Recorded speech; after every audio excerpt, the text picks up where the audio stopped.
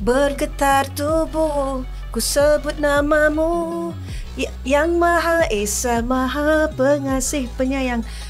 Saya masa menyanyi tu pun, bila saya sebut tu, saya pun bergetar. Maknanya kita punya rasa tu, ya Allah, aku menyanyi ni bukan Allah. Aku nak lagu ni sampai pada orang. Alhamdulillah. Kadang-kadang artis ni ada dia punya pengaruh dia sendiri, ada impact dia sendiri yang sangat besar dalam masyarakat. Maknanya orang-orang popular ni dia boleh menarik masyarakat ke arah kebaikan. Ujian Allah bagi tu memang berat lah. Berat. Tapi saya mula-mula saya kena pun memang saya tertanya-tanya, kenapa aku diuji macam ni? Kenapa? Apalah dosa aku? Banyak sangat ke dosa aku diuji macam ni? Allah seolah-olah menarik orang yang paling saya sayang.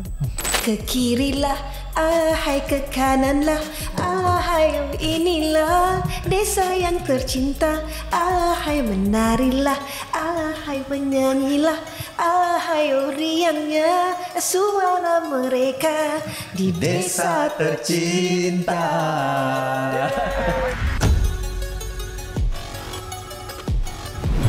Selamat menonton dan selamat mendengarkan kami dalam Minmat Podcast yang dikuasakan oleh Yayasan Mawadah dan Langkah Studio. Sembang Kopiah Terbang. Oh, kena sebut ni tu sekarang. Kena sebut sekarang. Sebab hari trademark kita. Ya, trademark baru kita kan. Dan insyaAllah kita tak apa lama lagi, dan mungkin kalau episod ni keluar, kita pun dah sama-sama meraihkan antaranya anjuran KJ lah. Khairi Jamaluddin.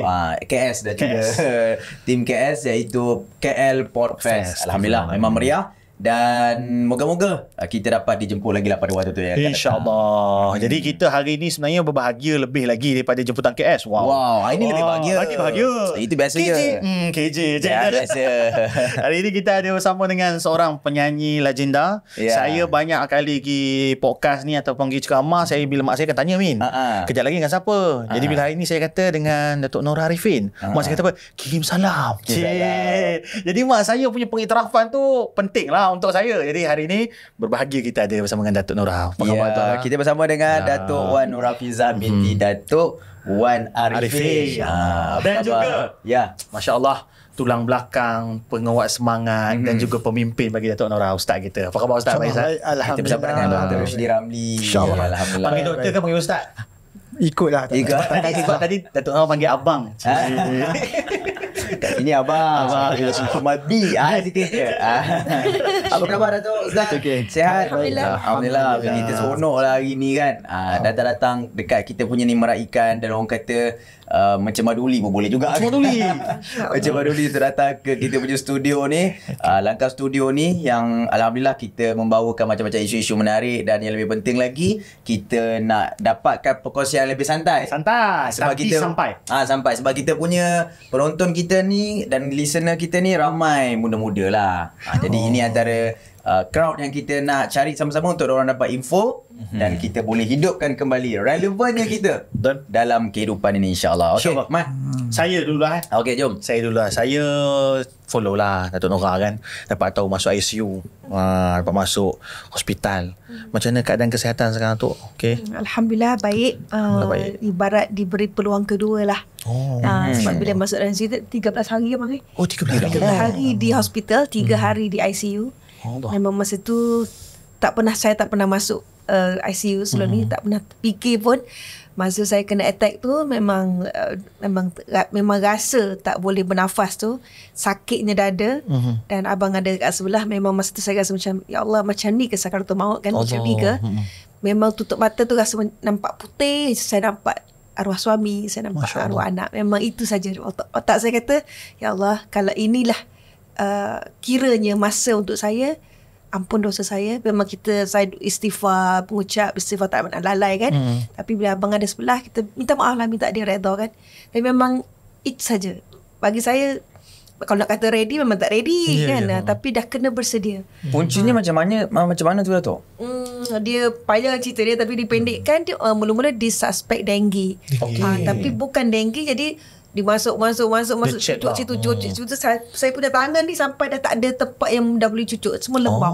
Semua dah block dah, semua dah tak boleh nak ni. So jadi macam-macam lah complication bila masuk hospital tu kan.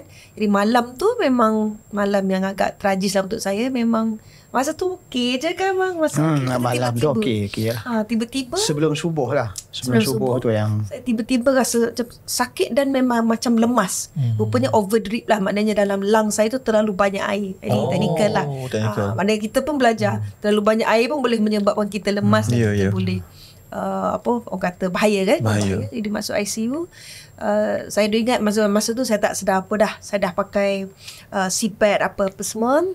Bila the next day saya sedar tu, bila doktor kejutkan saya tu, saya macam aku hidup lagi. Macam tu kan. Betul. So first kali keluar, alhamdulillah ya Allah, pasti ada sebab kenapa Allah bagi saya peluang kedua. Saya rasa macam Allah nak bagi aku hidup lagi. Masya Allah, peluang kedua. Anak ke, doa siapa ke, itu macam itulah. So Alhamdulillah. Ustaz, doktor, kita sebenarnya bila sebut pasal kesihatan, perubatan, sekarang ni timbul Ustaz. Bagi penonton semua tak tahu, Ustaz kita ni pensyarah di Istimewa Malaya dan juga seorang pengamal perubatan Islam Darul Shifa. Jadi Ustaz, sekarang ni ada satu tim lah kan, dia orang ni mula menolak perubatan moden. Dia orang tolak sebab konon-konon ni semua dia kata apa, sains ni syirik. Saya ni sihir. Saya ni sihir kata 1 + 1 bismillah bukan 2 contoh. Memang sebut dalam dia punya podcast dia. Apa 1 + 1? 1 + 1 dia kata bukan 2 tapi bismillah. Dia punya cara pemikiran yang mengatakan bahawa teori-teori yang kita buat hari ni adalah teori-teori buatan manusia lah. Jadi macam apa yang Rahmat sebut tadi tu, lebih kepada tolak semua benda-benda moden ni. Sebab kita betul-betul nak berpegang pada tradisional dan juga Islam. Dan Ustaz kat sini waktu perubatan Islam pula tapi Kak Nora pun masuk hospital. Macam tu. Okey, bismillahirrahmanirrahim. Seringkah lah. Maknanya kalau bagi saya lah sebagai pengamal pengubatan Islam Persatuan Rifa, bagi saya kalau ada golongan yang cakap perubatan moden ni tak boleh dipakai, bagi saya lah, maaf ini adalah golongan yang sesat dan tersasar daripada jalan yang benar. Sebab kita jangan lupa antara sumbangan yang paling besar dalam perubatan moden pun datangnya daripada ilmuwan-ilmuwan Islam pada awal dulu. Seperti Ibn Sina dan ramai lagi. Al-Qanun fi Tib, itu semua datangnya daripada ilmuwan-ilmuwan Islam. Jadi yang sebenarnya yang saya nak cakap ialah perubatan moden adalah perkara yang wajib kita lalui dan kita manfaatkan sebab semua tu adalah ilmu Allah Subhanahu Wa Taala. Jadi pengubatan Islam pula apa saya lebih suka sebut pengubatan Islam. Pengubatan Islam tu adalah complementary kepada ilmu perubatan moden. Jadi saya tak pernah dengar pula kumpulan yang Rahmat sebut ni. Tapi kalau ada golongan cakap tu, saya terus terang sebagai pensyarah juga di Jabatan Fiqh, ini adalah golongan yang telah tersasar lah kalau dia kata perubatan moden ni sesat. Okey Ustaz. Dia macam ni Ustaz. Contohlah masa tu kita panggil Kak Nora lah. Kak Nora dia dalam keadaan macam tengah berdebar, sakit sesak kan. Tiba Ustaz kata tak payahlah pergi hospital. Kan Ustaz scan. Ni buatan orang ni kan. Gangguan. Dia pasal scan ni sikit lah kita nak ambil tu scan. Dia pasal scan ni betul ke kita boleh scan dekat live TikTok? Sekarang orang masuk lepas tu kita live tengah live TikTok tu kita pun scan, tengah scan tiba-tiba ada orang bagi gift. Thank you. Tengah scan Ustaz. Thank you. Kereta api lalu kan. Jadi kita nak tahu Ustaz, scan ni macam mana ni? Okey, sebenarnya inilah bagi saya lah cabaran yang baru yang sedang dihadapi dalam perkembangan pengubatan Islam itu sendiri. Bila diorang kata boleh mengubat melalui tengok dalam handphone, tengok dalam komputer scan. Jadi sebenarnya dalam pengajian pengubatan Islam, kalau secara khusus saya sebut berasaskan kepada ruqyah syariah yang diterangkan dalam kitab-kitab para ulama. Tak ada macam scan-scan ikut handphone ke. Sebenarnya scan yang sebenarnya yang saya nak sebut sini adalah scan yang hospital tu buat lah. Allah dah bagi ilmu tu. Kita nak tahu, contohlah senanglah saya nak paru-paru kita nak tahu paru-paru punya problem apa, kita nak tahu bacaan gula apa, kita nak tahu tekanan di darah tinggi. Dalam pengubatan Islam tak ada macam kita nampak, tak ada. Bila kita nak merawat orang yang duduk di depan kita, kita tanya dia apa masalah tuan. Jadi dia akan ceritalah masalah saya sakit kepala, saya sakit belakang. Jadi kita akan merawat dia. nak confirm betul ke dia ada contohlah high blood pressure, memang kena pergi ke klinik lah nak tahu. Mana boleh kita dengan ilmu pengobatan Islam kita boleh nampak bacaan high blood pressure tu apa semua. Itu semua maaf sekali bahasa itu semua mengarut bagi saya. Masya-Allah. Memang dulu ada seorang perempuan dia muntah-muntah pening kepala jumpa dengan Togo arwah Almarhum Rondin. Tolong lepas tu dia kata saya kena buatan orang. Tuan Guru kata memang kena buatan orang, mengandung. Buatan orang lah tu. Suami kau punya buatan kan. Tuan Guru memang adab dia tak pernah mudah-mudah nak kata buatan orang. Tapi sama sekarang ni Mak kan, sikit-sikit salah je buatan orang. Lepas tu kita boleh percaya pula kata-kata iblis tu. Tu buat ini buat akhirnya bergaduh jaga mara. Masya-Allah. Jadi soalan pada ni berapa pula. Panggil Kak Nora kau macam rapat je kan. Saya tak tahulah. Tiba-tiba je. Saya takut istana marah ni. Tok Nora, saya terus terang ada satu waktu dalam kehidupan saya ni agak lemah lah ataupun agak down. Semasa tu lagu yang dimainkan di radio adalah lagu Samudra masa tu. Lagu Kak Nora. Best tu lagu tu. Saya tak boleh nyanyi. Saya nyanyi. Awak nyanyi lah.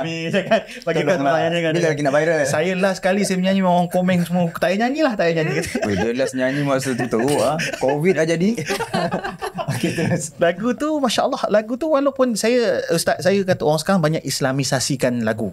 Semua benda sikit-sikit yalah tak salah pun, letak Allah, letak Rasul, tapi saya rasa maksud islamisasi lagu dia bukan bererti semua benda perlu di Allah dan di Rasul kan, asalkan ada mesej yang sangat mendalam, tak ada pelanggaran syariat, memuja wanita, itu adalah lagu yang Islamik kan.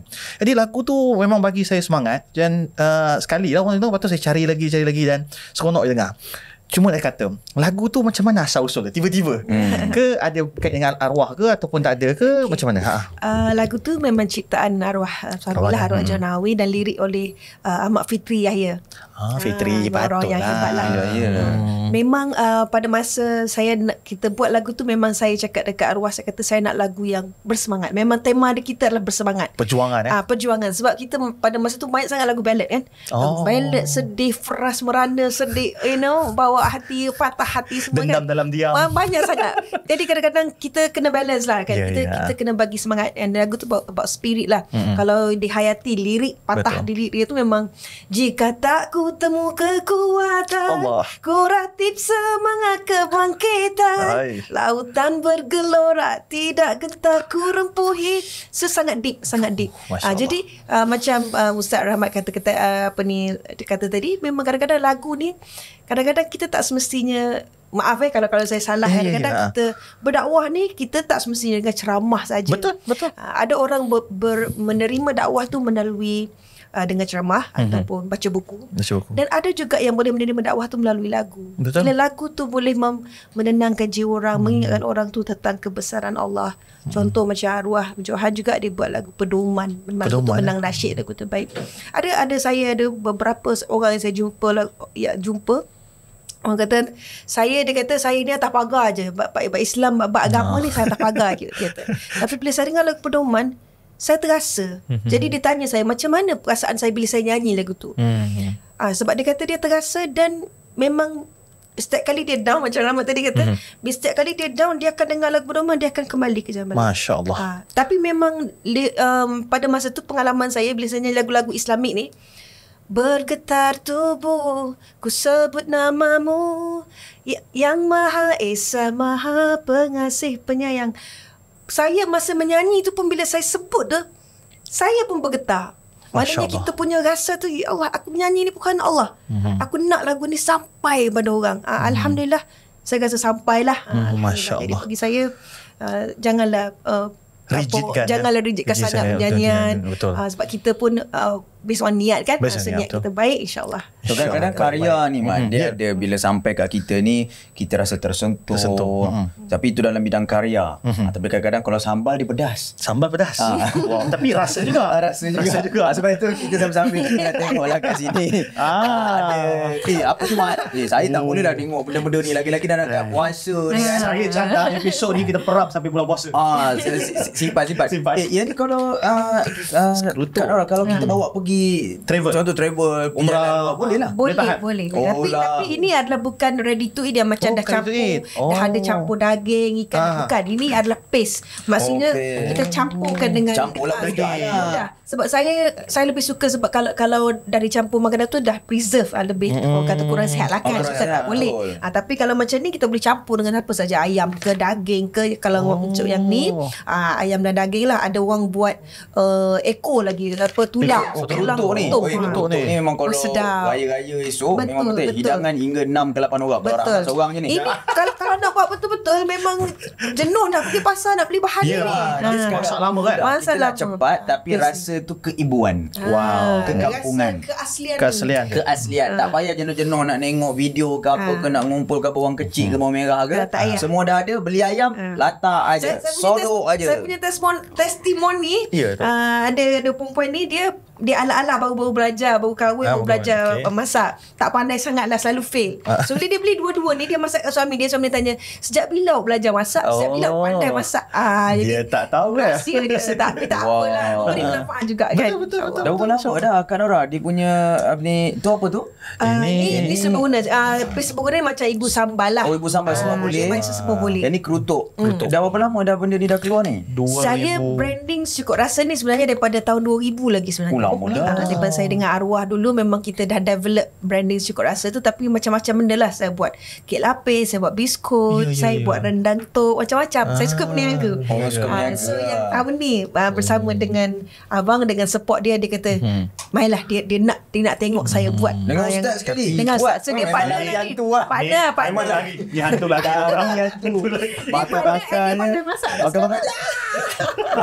insyaAllah lagi. Tapi dia punya rasa memang bukanlah saya nak memang sedap. Sebab bila saya tengok ni macam contohnya masak dengan ayam, masak dengan daging boleh, dengan ayam boleh, nak buat mihun kan, mihun boleh, nasi goreng boleh, semua boleh. Nasi goreng boleh. Terutamanya bagi cik abang yang bujang-bujang tu memang betul sekali, mudah sangat. Campak pulang sekali Ustaz, yang apa? Yang bujang-bujang. Sekali Ustaz apa? Okey. Kena macam tu jadi. Rasa ada apa Ustaz? Rasa sekali, rasa ada lagi.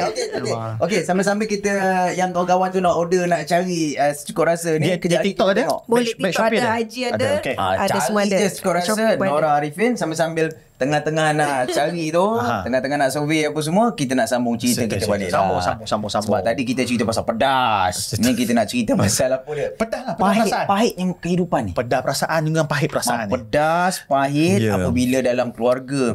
Yalah, dalam pertengahan hidup kan, dalam pertengahan kita dalam membina kerjaya.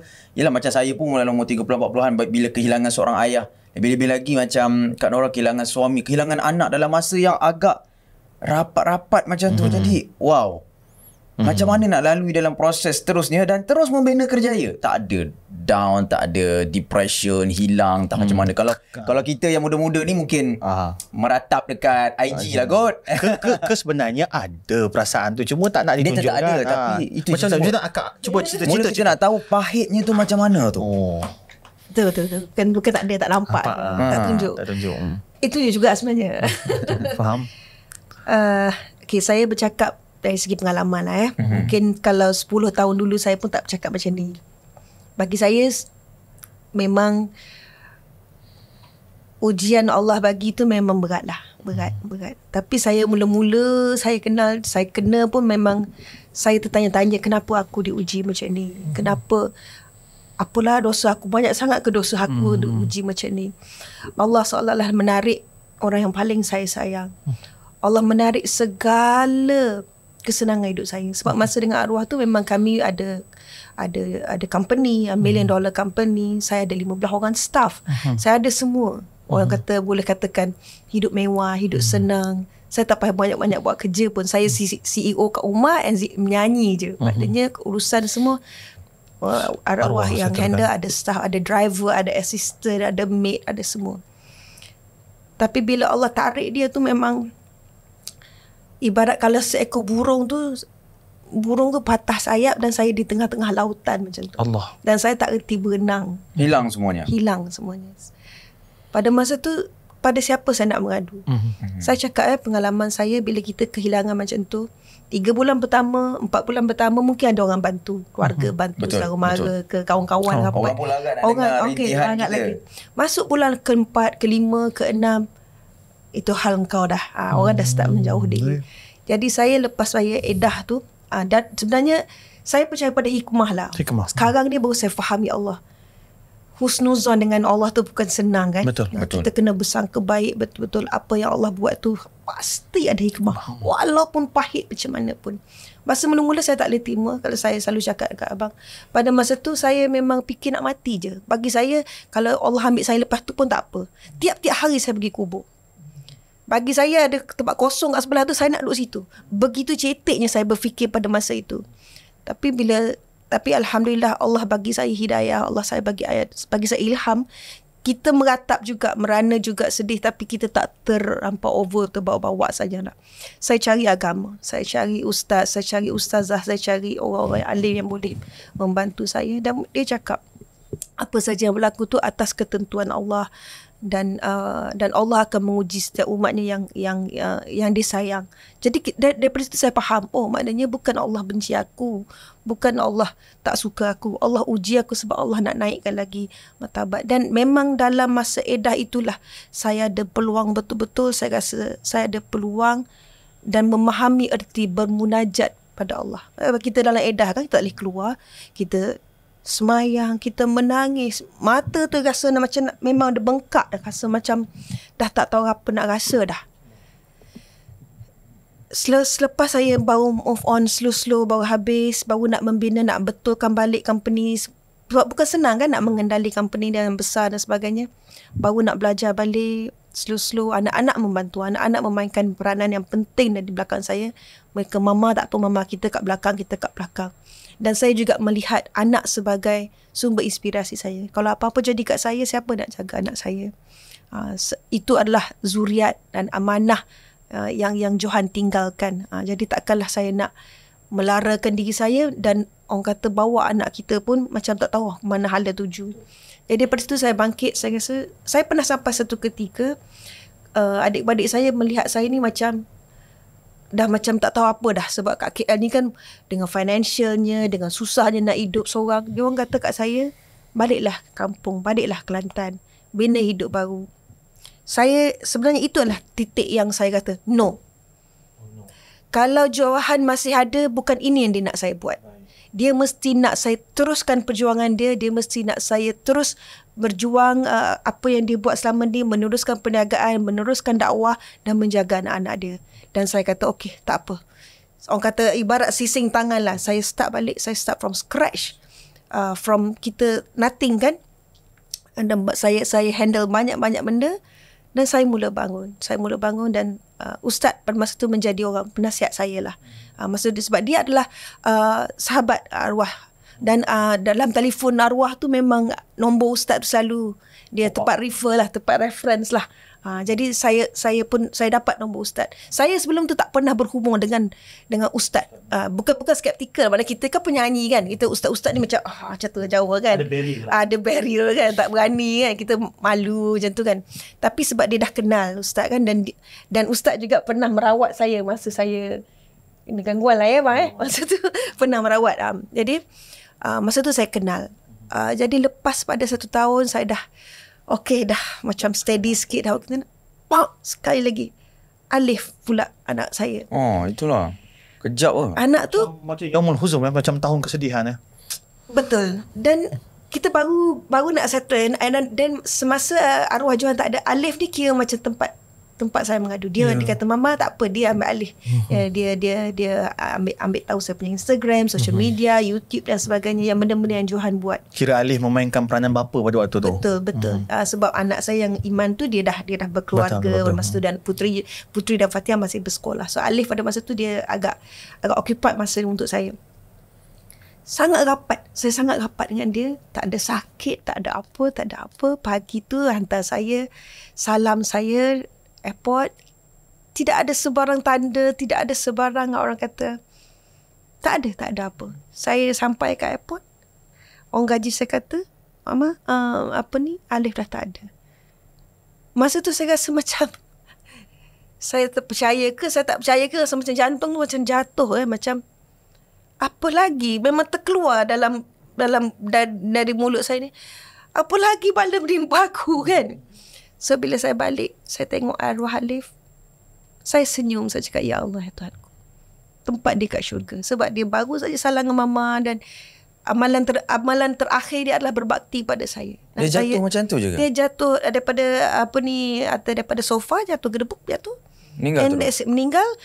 Mula-mula kita ingat pingsan ke apa. So ada neighbor kat sebelah datang tengok, bawa pergi hospital, ambulans dan sebagainya. Memang dia punca bila buat di postmortem, dia punya heartbeat dia memang just stop. Dia ada irregular heartbeat. Jadi mungkin tiba-tiba je. Allah Akbar. Postmortem tu tidak ada sebarang benda-benda yang sebab muda lagi Jadi daripada situ saya macam okey, saya betul-betul bangkit dan memang saya sedih, dan sampai hari ni pun saya rasa mereka tu seolah-olah ada dalam tiada. Mereka sentiasa ada di belakang saya walaupun hakikatnya dia orang dah tak ada. Dan saya bersyukur, alhamdulillah, macam walaupun saya dah berkahwin, ada ustaz dan dia seorang yang memahami. Kadang-kadang kita selalu sebut nama Johan, kita selalu ziarah kubur sama-sama. So alhamdulillah, saya rasa ini adalah hantaran Allah untuk saya. Rezeki, alhamdulillah. Allah maghfir lahu warahmuhu. Moga-moga Allah ampunkan dosa semua orang kita, khususnya kepada arwah. InsyaAllah Allah tempatkan tempat yang baik. Ustaz, kalau kita tengok sirah Ustaz, ni agak sensitif sikit Ustaz. Sebenarnya sensitif bagi orang Melayu. Orang kalau kita tengok dalam sirah, biasa je sahabat ni cerai dengan isteri ni kahwin pula dengan sahabat tu. Kan biasa begitu. Ataupun wafat, mati, kemudian orang lain ambil alih tanggungjawab tu. Tapi di Malaysia ni agak tabu lah Ustaz. Dia macam bila orang tu dah kehilangan suami ataupun baik kehilangan isteri, anak-anak takkan bagi dia kahwin, seolah-olah macam tak sayang arwah mak, tak sayang arwah ayah. Macam tu. Saya nampak ada tu Ustaz. Sedangkan dia ada kebutuhan, dia ada keperluan sosial, keperluan psikologi, keperluan biologi. Jadi macam mana nak fahamkan masyarakat bahawa tak ada masalah pun, bahawa selepas walaupun sesayang mana pun kita perlu jalankan kehidupan kita ni, sebab itulah kehidupan. Macam mana Ustaz ulah dengan keadaan ni? Okey, minta pandangan saya. Ya, pandangan Ustaz. Okey, ialah makna dia macam mana saya, ini soalan ni berat.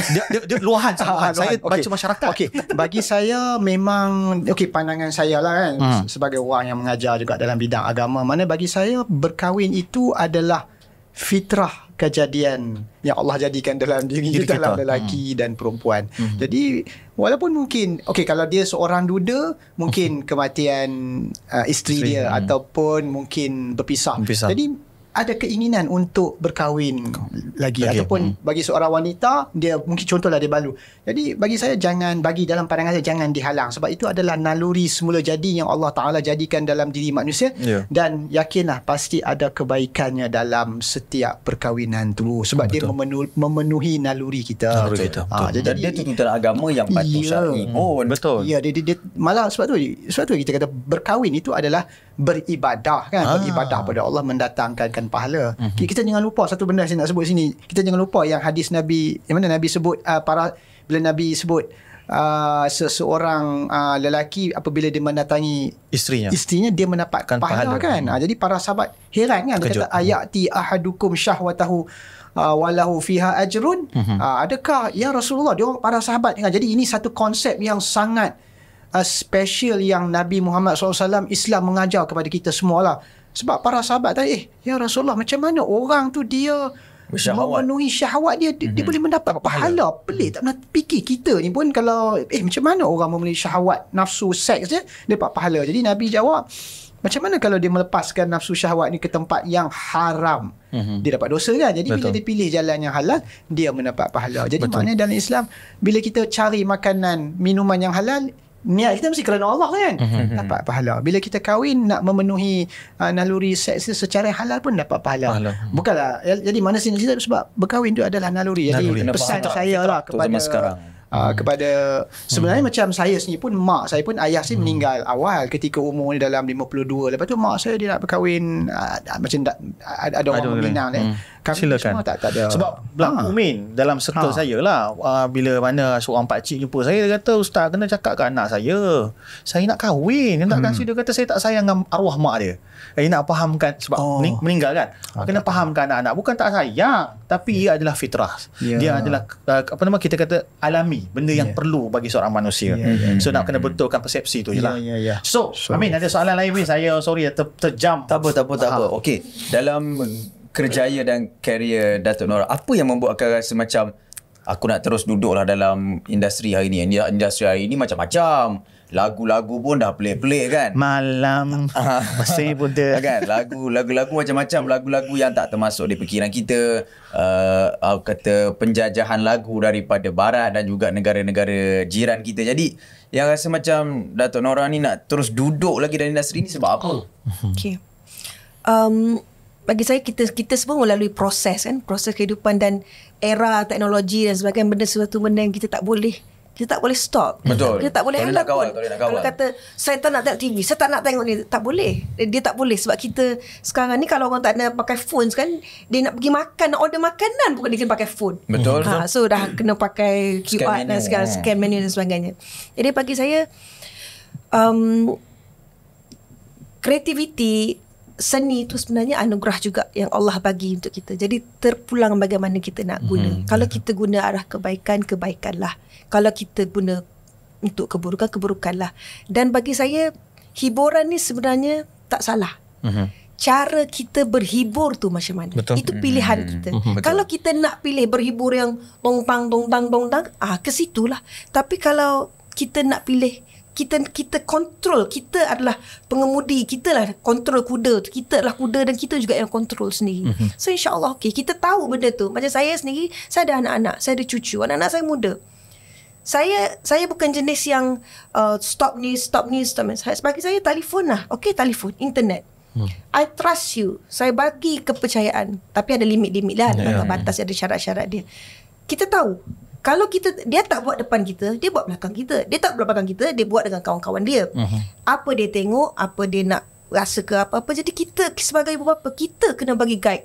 Dan kita sebagai ibu bapa, kalau saya stop ni, macam mana saya nak tahu perkembangan sekarang? Macam contoh ibu bapa sekarang kan, tak nak lah, tak ada TikTok. Macam mana dia nak tahu anak-anak bermain TikTok tu macam mana? Betul. Macam sekarang kehadiran AI, betul. Saya explore apa AI. So apa AI telah mempengaruhi anak-anak saya. So benda tu kita sendiri kena update dan upgrade. Tapi jangan kita terlampau judgemental. Kita jangan nampak artis tu begitu, muzik ni begitu. Itu terpulang pada kita. Dunia hari ni dah macam, kadang-kadang kita pun dengar kan, di negara Arab pun macam hiburan dia pun dah macam itu kita macam tak masuk akal kan. Jadi kita fikir sendiri. Ibarat pisau tu kita boleh guna untuk potong sayur, untuk bunuh orang, dan guna untuk kebaikan. So untuk pulang. Baik, saya tambah sikit Min. Ada satu podcast yang saya suka tengok, Roma Irama. Kalau kenal Roma Irama Indonesia, dan tu judi meracuni pemikiran. Abang dah nyanyi. Boleh. Dia kalau lagu-lagu basiak tu dia kerti lah. Jadi Ustaz Dato', masa Roma sebut, masa tu dia tegur Sule rasanya, Kang Sule. Bila Kang Sule ni pelawak, dia tanya, sebab Kang Sule tanya soalan lebih kurang Mami tadi, bila nak pencen Bang Roma? Sebab itu buat podcast pula. Apa kata, dia kata, pencen apa kata? Pencen daripada berkarya. Dia kata, saya suka Bang Roma sebut karya ni darah. Jadi kau nak suruh darah berhenti, maka matilah. Dan inilah cara dia untuk elak nyanyuk. Dia kata, kalau tak duduk diam, nyanyuk lah. Tu kita tengok Tuan Mahathir ke dan sebagainya, dia masih bergerak otak dia. Dan kalau kita faham, bila Kak Nora sebut tadi macam senjata, nyanyi tu jadikan dakwah. Kita pun dakwah, takkan kita nak kata ada dakwah pencen? Tak ada. Sampai umur berapa umur kita 70 tak dah berhenti lah kita tak dakwah pencen. Tak ada. Cuma sekarang ni pencen tak adalah start 1 Februari ni dah. Itu dengan kerajaan. Ya ke? Jangan masuk cerita lain. So darah lah, dia darah sendiri. Tapi penghargaan tetap diterima oleh Datuk Nora lah. Semestinya. Apabila dapat pingat Panglima Mahkota Wilayah. Wow. Jadi macam mana terfikir ke dia boleh dapat Datuk tu? Tiba-tiba. Kalau rasa nenek tu insyaAllah. Ada nenek dah kan, ada opa. Masya Allah. Bila saya dapat tu kan, saya dapat surat tu, saya menggigil sebenarnya. Orang tak tahu apa-apa. Saya tak tahu. Saya tak pernah terfikir masa kita dapat masa dalam PKP. Ini bukan bayar, Man. Masa PKP. Ini bukan cita-cita sebayar. Minta maaf. Dia kena potong. Tak potong lah. Wilayah susah nak bayar. Tak boleh. Saya tak pernah terfikir, tak pernah meminta, tak pernah rasa nak pun. Joking-joking dengan arwah dulu adalah kan, macam dia dapat datuk, dapat datin, joking-joking main-main lah. Tapi bagi saya tak terfikir pun. Jadi bila saya dapat surat tu, saya menggigil. Saya rasa tengok banyak kali, betul ke mata aku salah ke apa ke? Masa tu Ustaz dah ada dah? Masa tu tak ada lagi. Kita hanya kenal macam tu je. Jadi saya first kali saya bagi tahu ke anak-anak saya, memang anak-anak macam, mama, betul ni gini-gini. Lepas tu of course sebelum tu dia minta resume lah. Resume tu saya tak tahu, saya ingat macam untuk mungkin anugerah apa-apa kita bagilah, sebab kita tak fikir. Saya tak tanya pun resume ni untuk apa. Jadi bila saya bagi resume saya tu, bila saya tengok, boleh tahan juga sebab kita ada company dan sebagainya, ada charity, macam-macam kita buat. So bila dapat tu saya rasa macam, ya Allah, Tuhanku, otak saya pertama je kalau Johan ada, dia mesti happy. Masya Allah. Memang saya pergi ambil anugerah tu dengan anak saya. Kata Iman, this is for Papa. Kalau Papa ada, dia mesti happy. Masya Allah, tabarakallah. Tapi bukan itu saja, Man. Kalau kita check kan, start daripada banyak tahun lah. 2007, 2006, 2004, 2003, 2001. Menang anugerah juara lagu. Lagu-lagu balada, lagu terbuka, etnik kreatif. Dulu ada lagu etnik kreatif. Sekarang dalam muzik dah tak ada dah etnik kreatif tu. Jadi bila etnik kreatif dah tak ada, slot bagi etnik kreatif dah tak ada. Jadi kalau macam karya-karya yang nak bawa lagu kebudayaan etnik kreatif tu, agak-agaknya diorang nak salurkan ke mana tu agak-agaknya, Datuk Nora? Betul, sangat relevan soalan tu. Saya pun orang dalam industri kan. Kadang-kadang kita macam, sebab sekarang ni dah campur, dah cacah merbah kan. Dulu kita ada macam karya tu lebih orang kata meluas. Maknanya betul. Jadi budaya tu dan muzik tu tidak mati begitu saja. Jadi kadang-kadang kita lagu joget contoh. Macam mana nak bersaing dengan lagu macam tadi lah. Malam masih muda. So budak-budak dengar pun orang muda kan. Jadi budaya tu akan lama-lama jadi akan mati. Tak kira kenapa tiba-tiba dihilangkan bahagian ataupun slot etnik kreatif tu. Itu saya nak cakap pun balik lah ni kan. Tapi sebab yang duduk dekat dekat dalam juara lagu tu orang sama juga, Azmi contohnya kan. Orang yang sama juga, tapi lagu pembahagian itu dah dihilangkan, membuatkan pencipta lagu-lagu etnik kreatif ni pun makin berkurang. Dan tak ada nilai, tak ada duit lah mudah kita kata dekat lagu etnik kreatif ni. Saya sebenarnya kalau melihat pada industri muzik sekarang, saya lebih suka zaman-zaman 10 tahun dulu, di mana karyawan tu dihargai. Bila kita dengar radio, lagu komposer disebut, penulis lirik disebut. Sekarang kita dengar lagu pun orang tak dengar pun, orang tak tahu lagu siapa. Lepas tu macam sama juga bila ada pertandingan, kita ada genre-genre dan kita memberi penghargaan kepada komposer ataupun karya-karya. Dan juga dulu ada pertandingan-pertandingan yang khususnya untuk meningkatkan lagi martabat industri muzik itu sendiri. Kalau sekarang kita tengok apa? Industri untuk apa? Untuk orang mengata je. Betul. Kadang-kadang minta maaf, saya sekarang saya tak ada tengok TV pertandingan, reality ke apa semua yang viral apa semua saya tak tengok. Bagi saya, maaf sebut, ngarut. Tidak ada sedikit pun untuk memartabatkan upgrade karya tu, tak ada. Jadi patut kita salahkan masyarakat. Alah, lagu orang Melayu tak sedap. Padahal banyak orang kata panggil belana. Banyak lagu-lagu yang sedap-sedap, karya-karyawan yang hebat-hebat, tapi sebab tidak diberi peluang. Yang diberi peluang orang sama juga. Sama juga kalau kita mungkin ustaz ni tak ada, kalau bukan penyanyi kan. Bukan belum lagi lah. Tapi kami pernah masuk lah program yang kena menyanyi. Saya bila duduk dengan rakan-rakan artis kan, rakan artis, bila orang jumpa kita, orang kita tanya, lagu baru ada tak? Kadang-kadang kita tanya balik, bukan tak nak buat lagu baru. Buat lagu baru untuk apa? Siapa yang nak mainkan? Siapa nak main? Radio kat sedang dia select. Radio dia select, dia artis dia. And then lagu yang sama. Jadi bagaimana muzik tu nak berkembang kalau dah ada pemikiran macam tu? Sistem tu sendiri yang. Jadi saya prefer yang zaman-zaman dulu. Jadi saya mungkin hari ni saya menyeru lah kepada orang industri yang masih hidup lagi, yang masih ada lagi, come on, bring back the old times. Supaya generasi muda hari ni belajar menghargai karya-karyawan dulu. Datuk Ustaz, Ustaz Doktor, bila sebut pasal old time, saya tengok trend di TikTok, lagu-lagu lama kembali mendapat tempat. Contoh lemak manis ala amboi. Maksudnya masyarakat nak kepada etnik ataupun nak kepada lagu lama ni. Dan kita tengok Mak Kilau 90 juta budaya dan juga etnik. Pendekawang sekarang dah apa-apa dia last tu saya update tu, dia kata dia rahsiakan jap. Alhamdulillah. Maksudnya trend tu dah ada. Gelombang tu dah ada, sebab macam pangan lah, ditekan dia melimpah nanti. Saya nak bagi Ustaz satu soalan yang Ustaz insyaAllah boleh jawab.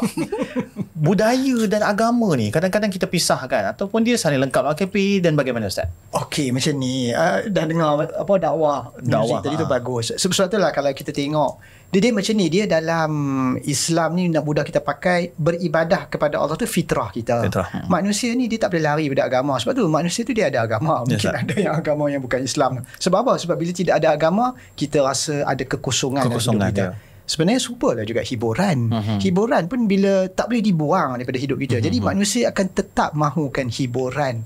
Sebab apa? Macam tadi kahwin tu lah, dia adalah fitrah kita. Sebab tu kalau kita tengok, kalau Rahmat yang ingat, kalau kita buka kitab Ihya Ulumuddin, kan memang ada bab muzik di mana ahli-ahli sufi, ahli-ahli tarikat sejak zaman-zaman dulu lagi mereka cipta kaedah mendekatkan diri dengan Allah dengan bermain muzik. Jadi para ulama bincang macam mana kita boleh mendekatkan diri dengan bermain muzik. Ada dalam kitab Ihya Ulumuddin, ada dalam amalan-amalan ahli sufi. Kan ada kan, kita tahu kan, ada di sebelah-sebelah macam di Turki tu kan. Jadi memang muzik tidak dapat dipisahkan daripada, saya tak tahu saya jawab soalan kita. Jawab Alhamdulillah. Tidak dapat dipisahkan dalam hidup kita. Kita ustaz ke, kita tok guru ke, tapi memang yang muzik kena ada hiburan. Cuma yang tadi kita cakap adalah mana muzik tu mestilah ke arah yang tadi sebut adalah ke arah kebaikan. Kalau macam di Istanbul pun, kalau di Nusa kita ada sufi. Bawa balik Turki, bawa Turki. Bawa 3 hari. Jangan menyemarak. Topik beli kat Turki kan? Ni boleh. Dia sejuk. Sebab saya potong dengan mamak rambut itu. Tak jadi saya minta disalap, saya minta dipotong lain. Cakap jangan pendek sangat. Dia kata pendek sangat. Lala apa tak tahu. Akhirnya saya kena okeylah. Jadi Ustaz, bila sebut pasal muzik dan budaya ni, mana tak ada masalah. Kalau di Indonesia Sunan Kalijaga dia berdakwah dengan orang ketika itu dengan muzik. Lagu dia lir dia tukar untuk orang masuk Islam dan wayang boleh.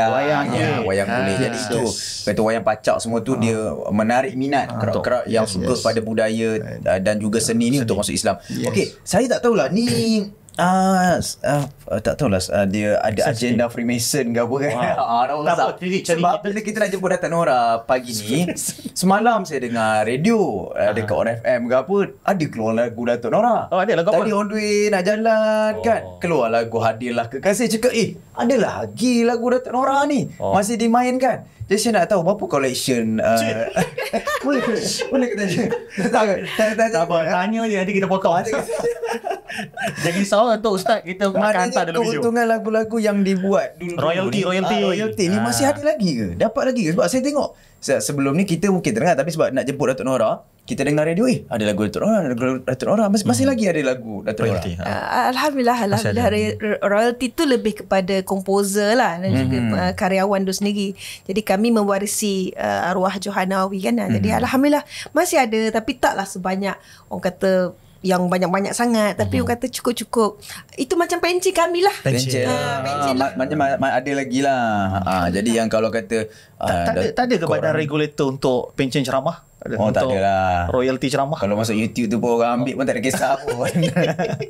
Okey, jadi mana kata lagu-lagu Datuk Nora yang masih lagi berkumandang di kata cor-cor radio tu masih lagi memberikan manfaat dan juga ada kebaikannya, insya-Allah. Tapi jangan lupa apa? Kerutuk. Kalau tak ada kerutuk. Sebab royalty tu berapa sangat. Ni kena support lah. Kan kita punya artis untuk kehidupan mereka, untuk mereka terus berkarya. Saya nak tanya soalan ni Amin, kalau awak tak tanya soalan. Saya suka lagu Desa Tercinta. Awak tanya. Saya suka lagu Desa Tercinta. Macam kampung semua ada kambing apa semua tu kan. Datuk Nora tak nak ke buat lagu macam tu lagi? Sebab siapa nak dengar? Industri. Ada. Sebab ada satu vibe dekat dalam TikTok ni, nama dia I Am Nazirul. Dia ni buat satu macam package untuk ke kampung dia. Kampung dia dekat di di Lenggong. Di Lenggong kan cantik, ada tasik, ada bukit bukau. Jadi dia buat package untuk datang ke kampung dia 2 hari 3 hari 2 malam ke apa kan. Jadi dia bagilah macam-macam. Dan satu benda yang memang orang minat sekarang ni adalah vibe kampung. Kalau homestay pun orang tak nak lah duduk kat bandar-bandar, orang nak pergi Tanjung Karang. Jadi mana tahu lagu-lagu kekampungan ni nak dekat-dekat raya ni kan. Lagu-lagu kekampungan yang menghidupkan suasana nak balik kampung, yang memang ada tak terasa nak buat lagi ke macam tu? tu? InsyaAllah idea yang bagus tu nanti bagi kontak ya. Okay. Kalau saya ada idea ni, saya dapat ni Elon AP. Tak, bagi saya, kita macam mana pun, di mana sekalipun kita berada, siapa pun kita ada asal usul kita kan. Jadi kita back to the root lah kan. Tapi memang terbuka internet kreatif. Betul. Desa Tercinta tu memang dicipta oleh arwah suami juga. Memang masa tu lagu tu dicipta masa memang dalam perjalanan balik kampung pun. Dia berhenti tepi jalan. Masa tu tak ada telefon lagi. Zaman ada pager kan. Dia berhenti dia berhenti kat telefon. Dia pergi public phone. Dia record melodi tu. Dia balik terus buat. Dan bagi kat Abang Lukman S buat lirik lagu tu. Maksudnya idea ni out of nowhere tiba-tiba? Yes. Dia tiba-tiba macam tu jadi. Macam tu, betul. Tengah bawa kereta, dia tengok pokok, dia tengok ada kambing, ada lembu semua. Kejap, berhenti kejap. Ada melodi. Okey, kita melodi tu yang bunyi tu kan? Melodi tu lagu tu. Hidup dengan komposer macam tu lah. Dia tengah tidur, tiba-tiba hari nak bila hidup dengan academician, anak baca buku dah, anak baca kitab ni, anak kitab ni. Itu benda macam tu memang saya pun yalah macam pengalaman baru lah. Pengalaman baru ya. Sebab saya bikin bidang syariat. Kita bidang agama. Mana tak fikir, mana orang seni macam tu mana ketika dia duduk relax, idea tu datang ilham. Macam tu juga Rasulullah SAW dia sediakan satu ruang dekat Masjid Nabawi untuk Hasan bin Sabit. Untuk Hasan bin Sabit tu maknanya orang seni ni dia ada ruang khusus dia supaya bila dia berkarya tu lebih berkualiti. Bukan tak boleh dia duduk kat mana-mana tempat, tapi kalau ada ruang khusus dia lebih cantik, lebih membina. Dia banyak benda yang memberi inspirasi pada dia. Kadang-kadang macam orang buat lirik dia frust tu pun buat dia keluar idea. Jadi kadang-kadang seorang orang artis ni orang jiwa sikit lah. Dia berjiwa. Kadang-kadang ada orang dia tak boleh menyanyi tapi dia boleh buat lagu. Awak boleh cuba. Jangan tak payah. Awak jangan melodi. Janganlah. Awak semua jangan mencerahkan. Kita bagi-bagi rezeki masing-masing. Tapi Ustaz, macam ni lah. Ada kawan saya Ustaz, dia berkenalan lah dengan seorang artis. Dia belum kahwin lagi lah. Dia berkenalan dengan seorang artis. Dia pun memang macam ada ruang-ruang macam nak ke arah yang kebaikan lah. Tapi dia kata skeptikal masyarakat hari ni, mana boleh Ustaz kahwin dengan artis, selebriti ni, tak boleh kan. Ustaz kena kahwin dengan ustazah sekufu. Ustaz kena kahwin dengan tak sekufu kan. Lagi satu ni macam nak populariti je, bukan nak mengharapkan mardatillah. Itu kesini mawaddah warahmah tak ada. Jadi Ustaz, minta maaf lah Ustaz, kita bukan apa. Hari ni bila kita sebut Ustaz ke bila ada pilihan yang lain, maksudnya berkahwin dengan seseorang yang mungkin dalam bidang yang berbeza dan bidang yang orang kata bidang ni tak bagus lah bagi Ustaz, tak payahlah ceburkan diri. Jadi apa agaknya pandangan Ustaz sendiri lah bagi pihak Ustaz supaya kita boleh lihat benda tu sebenarnya memberikan satu makna bagi kita. Okey, maknanya bagi saya pertama kita kahwin kerana Allah Subhanahu Wa Taala dan kita mengharapkan kebaikan di sebalik perkahwinan itu.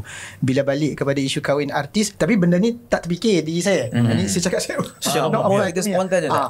Jadi maknanya macam kadang-kadang macam apa disebut kahwin, kadang-kadang artis ni ada dia punya pengaruh dia sendiri, ada impact dia sendiri yang sangat besar dalam masyarakat. Maknanya orang-orang popular ni dia boleh menarik masyarakat ke arah kebaikan. Macam apa Alif Sata, macam Jumaat. Jadi kadang-kadang dengan Alif sebab Sata. Kita kahwin dengan sebab seseorang lelaki itu berkahwin dengan seorang artis terkenal, kadang-kadang dengan pengaruh yang ada pada isi itu boleh membuka satu laluan untuk menarik masyarakat ke arah kebaikan. Jadi ada juga kebaikan dia. Jadi janganlah kita duk tengok kahwin dengan bidang contoh macam arti ni tak bagus lah, negatif lah.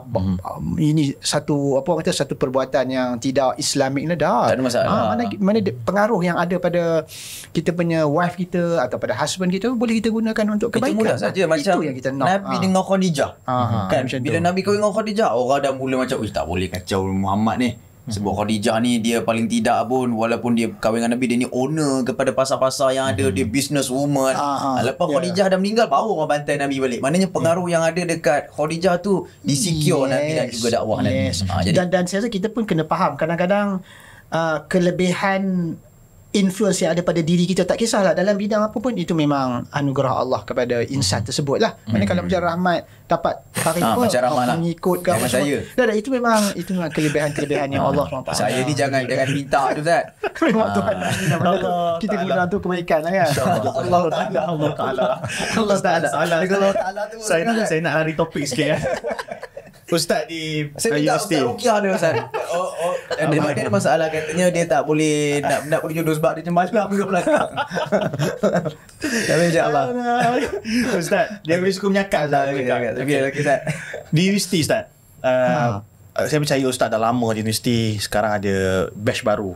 Okay. Apa barangkali ni lain sikit topik saya. Apa barangkali mungkin perbezaan mahasiswa sekarang dengan mahasiswa dulu? Okey, perbezaan yang mungkin yang kalau nak banding zaman saya dengan zaman sekarang ialah kerana mungkin sebab dia ada apa, dia ada handphone kan. Jadi mungkin mahasiswa sekarang ni, mahasiswi sekarang ni dari sudut akademik saya rasa mungkin sebab mudah. Jadi mungkin kalau kita bagi kerja kursus ke apa lebih banyak macam saya boleh tahu bila sudah saya ChatGPT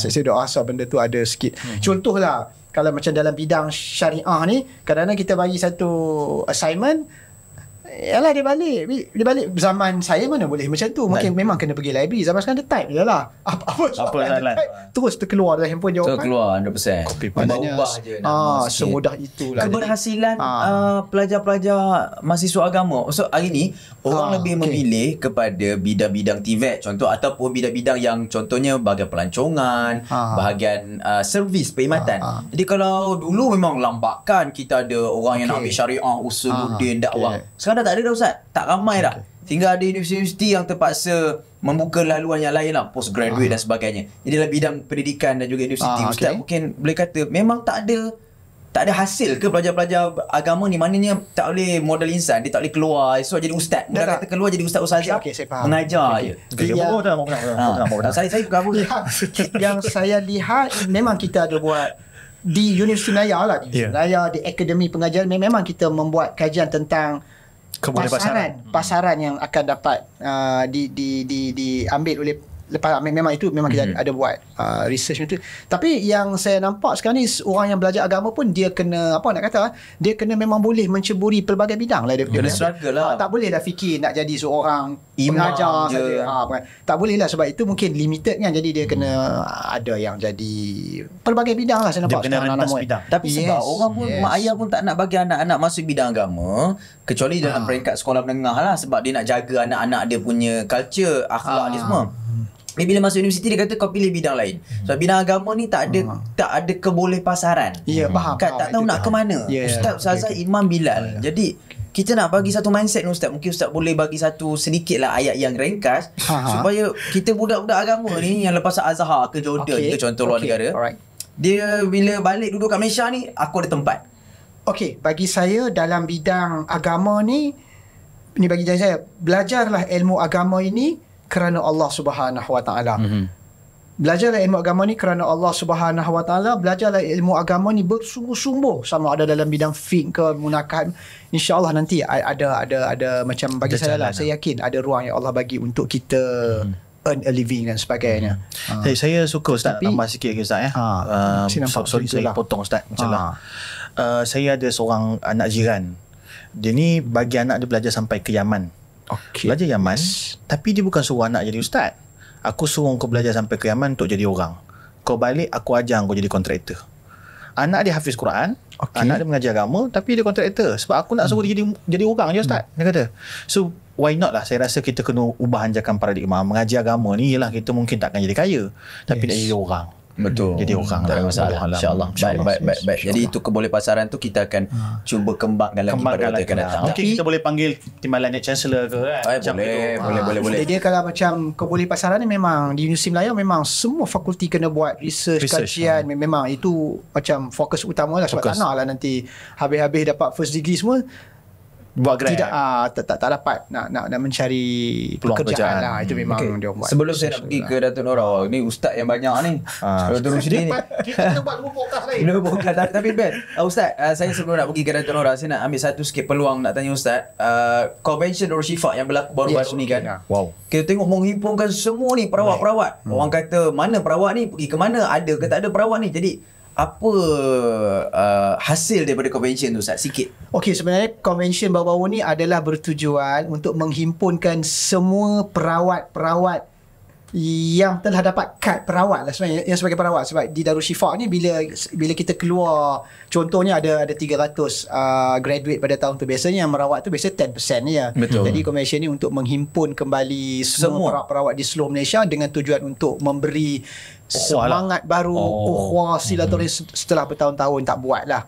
Untuk nak renew balik apa yang Tuan Guru ingatkan kepada kita, peranan kita. Dah tajdid macam itulah. Sebab itu.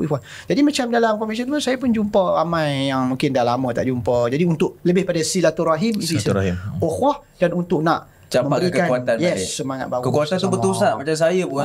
Saya pun dulu ada pengalaman dan juga belajar juga. Tapi kalau bagi saya ni sakit luar je lah Ustaz. Sakit luar je boleh. Demam semua. Kalau bapak hantu-hantu ni Ustaz, susah Ustaz. Saya tak berani Ustaz. Saya lagi dulu. Okey, boleh kita kurang hantu. Kalau Ustaz boleh lah. Okey, teruskan. Itu Dora viral satu guru di media sosial ambil gambar anak-anak murid sekarang markah kosong, 10 paper markah kosong. Aduh. Dia kata apa? Ni semua ni kata nak jadi influencer.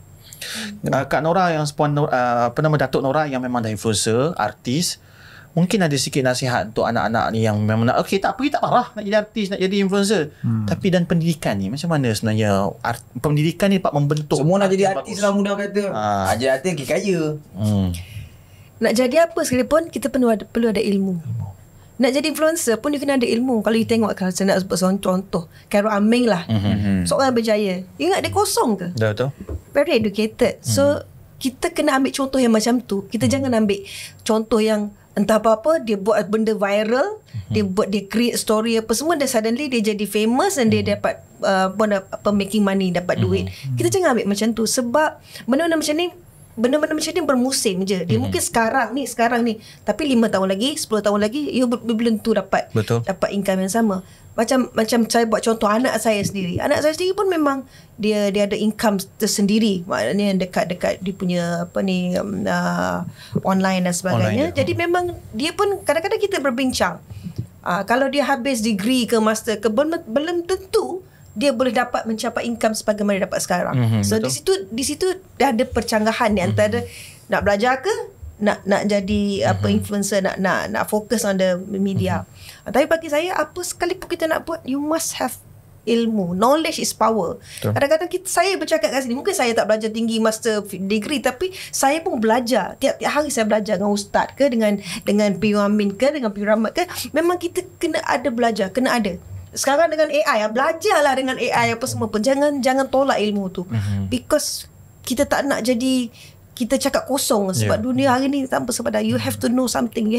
You must have knowledge lah. Kena ada ilmu macam mana pun. Setuju, kena ada ilmu. Kena ada ilmu banyak, duit banyak, belum tentu menampakkan you orang berilmu tau. Sama juga kita orang berilmu berakhlak. Orang yang beradil, dia faham tak? Kita kena ada balance sebenarnya. Setuju. Masya Allah. Jadi Amin, kita bagi 2 soalan terakhir sebab sedar tak sedar sekarang dah masuk pada penghujung. Dah sejam dah? Dah sejam. Benjak seronok kan podcast kami kan? Wow. Okay. Terus Mat. Jadi Amin, soalan terakhir Amin kepada Ustaz ataupun Rahmat dulu lah. Saya dulu. Rahmat dulu. Jadi Ustaz, saya nak belasah Ustaz lagi lah. Sorry. Ustaz, masyarakat, yelah, kita bila cerita pasal orang dah pergi, sekarang ni minta maaf Ustaz ambil seorang balut, dan semestinya tadi pun Datuk Nora ada sebut banyak kali, sikit-sikit dia akan sebut nama arwah. Macam mana Ustaz sebagai suami sekarang melalui fasa tu? Adakah Ustaz kata tak apa, okey je? Ataupun macam mana keadaan tu Ustaz? Okey. Sebab tanya saya, saya jawab kan. Kalau saya malah kadang-kadang lepas semayang, saya akan sama-sama mendoakan tahlil untuk Allahyarham Johan, Allahyarham Ali. Doa tak ada langsung lah. Macam rasa macam rasa tak senang ke, tak ada begitu. Masya-Allah. Orang lain lebih-lebih. Orang lain kadang-kadang cucuk cucuk saya, diam saya macam-macam, orang macam ni. Saya setiap kali apa saya buat, saya mesti tanya dia dulu. Dan sama juga macam saya post gambar, saya tanya dia dulu dengan kebenaran dia, dengan dia punya izin dia, baru kita buat. Kadang-kadang orang lain ni, ya Allah, masya-Allah. Lagipun itu adalah sebelum saya jadi husband kepada Nora, itu adalah anugerah dan rezeki dia bersama Allahyarham Johan kan. Itu adalah sesi hidup dia bersama, itu cerita yang dulu bersama lain. Tapi untuk mengingati tak nak menjadi apa. Mungkin saya nak selit sikit lah. Tapi dalam keadaan macam ni, kita juga sebagai seorang isteri ataupun sebagai seorang suami, sebaliknya lah, kita boleh mengingati sebab itu cerita lama dulu. Tetapi jangan terlampau over sangat. Jangan, yang paling bahaya kita buat, kita membandingkan. Betul. Itu bandingkan. Saya selalu cakap kat anak-anak saya pun sama. Never dan jangan sekali membandingkan Walid dengan papa, sebab memang dua orang yang berbeza, keadaan berbeza, dan masa memang tak boleh bandingkan. Betul. Jangan kita banding-bandingkan. Jadi kita kena ada limit lah, kena ada batas. Dia satu anugerah lah. Anugerah. Setiap orang ada kebaikan. Betul. Dan setiap momen kehidupan itu ada bahagian yang baik Allah Ta'ala bagi. Dia tak ada satu gantian yang buruk, sebab doa yang kita baca lepas ditiba musibah pun, Allah ma'jur li musibati wa akhluf li khairan minha. Ya Allah, bagilah aku ganjaran pada musibah ini dan gantikan aku dengan sesuatu yang baik. Kita minta sesuatu yang baik selepas daripada musibah yang ada. Yang dah tentu kita dapat dulu pun dah baik dah. Dan yang akan ada lebih baik dan lebih baik untuk kita bersangka baik. Kita kena bersangka baik. Ya, betul. Baik, saya rasa soalan itu cukup lah untuk merangkumi semuanya. Dan saya ucapkan terima kasih banyak-banyak kepada Ustaz dan juga kepada Datuk Nora. Dan keberadaan Ustaz ni juga mungkin Ustaz boleh bagi sedikit lah sebagai penutup kan. Mungkin bak kata orang tu amalan pendinding bukan nasihat lah kepada sebab sekarang ni yang kita tengok dekat dalam social media hari ni, ramai yang mudah saya kata mukadimah sebelum saya nak tutup ni, dua benda lah mudah untuk kita cari duit di akhir zaman ni. Yang pertama, jadi scammer. Kan, jadi scammer duit. Yang kedua, scammer bomoh. Jadi scammer buat bomoh. Lepas mana dua-dua scammer lah. Jadi scammer bomoh ni maknanya dia jadi bomoh-bomoh yang Islamik lah, yang nampak Islamik, tapi dia nyembangkan jin, Ustaz. Patut percayakan jin. Patut siap sebarkan. Kami kena dah. Bila kami tegur, biar Ustaz jadi saya tak ada kaitan dengan yang tu, biar ramai. Orang lain. Sebab dia minta tolong cameraman saya. Okey. Saya nak tanya Ustaz lah, macam ni Ustaz. Ada keinginan untuk menjadi seorang perawat. Berkeinginan untuk membantu orang menghilangkan gangguan dan sebagainya. Jalan yang tepat Ustaz, macam mana caranya? Okey, saya menjawab secara untuk ramai dengar kan. Jadi makna dia, sebagaimana kita tahu Persatuan Pengubatan Islam Darul Shifa, saya daripada sana, dia adalah salah satu daripada 6 badan pengamal bahagian traditional and complementary di KKM sekarang. Ini adalah badan rasmi yang diterima di Kementerian Kesihatan Malaysia. 6 Ustaz? Dia yang saya ingat mungkin pengubatan Cina, pengubatan Ayurveda, pengubatan alopati, natural medicine. Maksudnya bukan Islamik semua Bukan semua Islamik. Ini disebut sebagai rawatan alternatif. Dia ada bahagian perubatan tradisional dan komplementari Kementerian Kesihatan. Jadi untuk pengetahuan semua, jadi Badan Darul Shifa ni sudah beberapa tahun dia adalah badan rasmi di KKM. Dia adalah badan rasmi. Jadi sebab itulah bagi saya, kalau tanya balik pada soalan di mana kita dapatkan, pergi dah dapatkan ilmu yang sahih itu di Persatuan Darul Shifa. Pergi belajar di Darul Shifa untuk mendapatkan ilmu yang Darul Shifa pun tak halang siapa-siapa kan.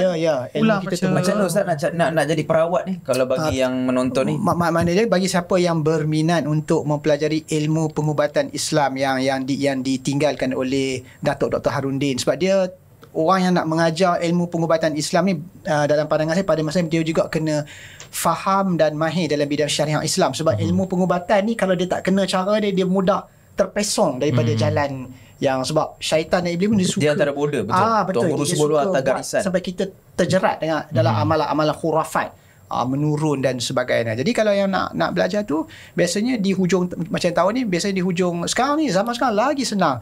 Pergi je ke website Darul Shifa, nanti dia akan keluar ada untuk application baru, biasanya hujung tahun lah, di hujung tahun. Jadi mudah sangat kita nak dan jadi dapatkan, sebagaimana kita nak sihat, dapatkan ilmu yang sahih kan. Kita nak sihat makanan mana yang betul. Begitu juga untuk ilmu pengubatan Islam pun, dapatkan ilmu yang sahih kalau ilmu yang tak sah itu dimudah kita terpesong. Jadi pergi ke Darul Shifa lah, nak jawab saya ringkasnya. Dia ada ilmu teori, ada praktikal, dan ada ujian bertulis, ujian lisan. Okey, cuma saya nak tambah sikit tadi sebab ada sebab saya scan kan. Sebab dalam 3-4 tahun dulu pun kita ada perbincangan dengan Kementerian Kesihatan Malaysia. Jadi saya ingat dah sebut. Dalam perbincangan itu pun memang Kementerian Kesihatan Malaysia telah buat bahagian TNC lah, Traditional and Complementary, telah buat ketetapan bahawa pengubatan yang macam pengubatan Islam ni tak boleh menggunakan istilah nak scan pesakit. Perkataan scan itu hanya dibenarkan kepada perubatan moden saya ingat lagi. Dia tak benarkan istilah. Contohnya saya lah datang perawat, saya nak scan awak ni kena apa. Tak ada. Sebenarnya malah kalau kita tengok pun tak ada benda tu. Kalau kita nak tahu kawan tu sakit apa, kita hanya baca tengok apa dia cakap, dan scan kita kalau nak sebut juga scan ialah dengan kita membaca doa ruqyah yang betul. Jadi kalau betul-betul benda tu ada, dia timbul sendiri macam tu jelah. Tapi ingat perkataan scan itu tidak dibenarkan oleh KKM. Saya ingat dan saya berani sebut kat sini. Kan orang walaupun yelah kan sepatutnya tak bagus lah kami nak minta, tapi nyanyi sikit. Dia payment nyanyi lain. Payment nyanyi lain ni. Yalah, kau minta bayar nak sampul. Pengen dia minta tadi invoice kat dia. Saya tak ada kaitan. Dia yang cara dia minta tu. Dia sopan je. Satu rangkap mana-mana lagu lah kak. Lagu apa? Dia ringkas lah. Kau lagu kau tadi apa yang Dia Satu Cinta lah. Satu lagu je lah, taklah dulu. Bukan satu lagu, satu rangkap je. Dia Satu Cinta mana-mana. Okay, boleh. Bismillah. Bismillahirrahmanirrahim. 1, 2, 3. Ke kirilah, ahai ke kananlah, ahai inilah desa yang tercinta, ahai menarilah, ahai menyanyilah, ahai riangnya suara mereka di desa tercinta. Saya pernah duet dengan Nora, okey? Okey. Okey, terima kasih Ustaz. Terima kasih Dato' Nora kerana sudi datang dan berkongsi cerita tentang kehidupan pahit manis, tentang ruqyah, macam-macam kita dapat ilmu ini. Jangan lupa, mana kamera? Semua kerutuk guna. Tak boleh kerutuk, dia yang kena kerutuk. Walaupun hari ni kalau Amin keluar kerutuk dia. Tak, dia keluar dendeng. Dia keluar dendeng. Dia tengok kerutuk. Awak jangan nak banding-banding kan. Tapi dah besar jangan banding-bandingkan. Ni kerutuk dan sebaguna. Jangan lupa dapatkan segera, insya-Allah dapatkan dekat TikTok, Instagram dan juga semua Shopee. Dato' Nora Arifin kat sini ada cukup rasa sekali rasa nak lagi. Ni seberguna dan cara nak guna pun ada, boleh bawa ke mana-mana dan ada juga tarikh tamat tempoh dia lah. So boleh tahu nak bawa ke mana-mana nanti. Baik. Terima kasih. Itu saja daripada kami semua. Moga-moga kita bertemu lagi pada waktu akan datang. Terima kasih sekali lagi. Jumpa lagi, insya-Allah. Assalamualaikum. Assalamualaikum.